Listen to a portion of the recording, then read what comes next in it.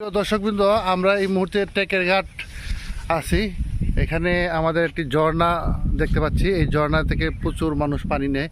তো আমরা একজন আঙ্কেলে দেখা পেয়েছি। আচ্ছা আঙ্কেল, বলেন তো এই পানির বৈশিষ্ট্যটা কি?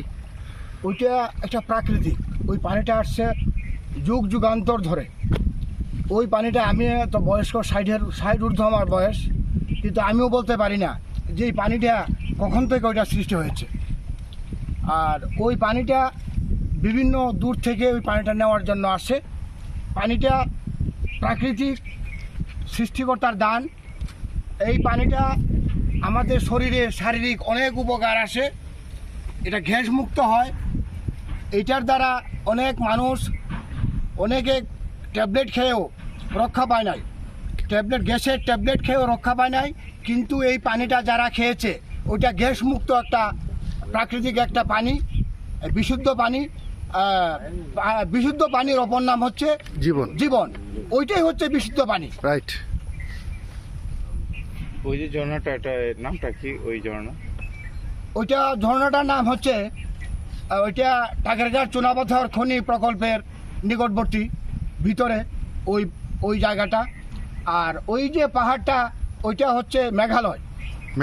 হ্যাঁ, ওইটার নাম হচ্ছে মেঘালয় পাহাড়। এখানে বৃষ্টির পরিমাণও বেশি হয়। বৃষ্টির পরিমাণ এখানে বেশি, কিন্তু আগের তুলনায় আগে ছোটকালে যে বৃষ্টি আমরা দেখতাম, ভাদ্র শ্রাবণ মাস, আষাঢ় শ্রাবণ আমরা আসলে পরে যেভাবে বৃষ্টি হইতো, এই বৃষ্টিটা কিন্তু এখন নাই। আগের যে এখানে শীত পড়তো, এই শীতও এখন নাই। ও আচ্ছা, কালের বিবর্তনে সব হারিয়ে গেছে। ধন্যবাদ। আপনারা পর্যটকবৃন্দ আসছেন, আপনারা আসাতে আমরা খুবই আনন্দিত এবং আমাদের এলাকার পক্ষ থেকে আপনাদেরকে শুভেচ্ছা এবং স্বাগতম জানাই। ধন্যবাদ। আপনার বাড়ি কোথায়? আমার বাড়ি ওই এলাকাতেই, ওইখান থেকে 1 কিলোমিটার দূরে, সেটা পড়ছে বর্ষরা।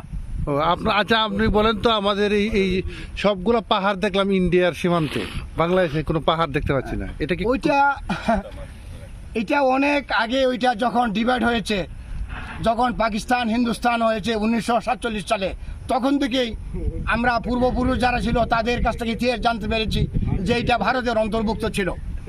আচ্ছা, ধন্যবাদ আপনাকে। আপনাদের চমৎকার তথ্য দিয়েছেন, ধন্যবাদ।